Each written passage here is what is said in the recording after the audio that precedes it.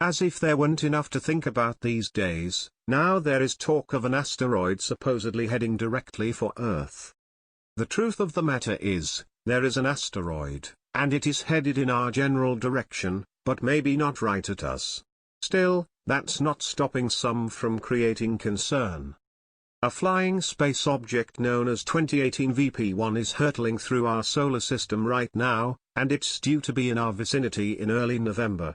An internet video and a few stories have created a bit of buzz for those who look for this type of information.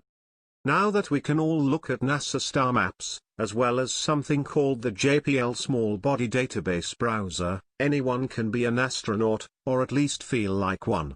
We clicked through the sites and couldn't figure it out, but we found someone who could.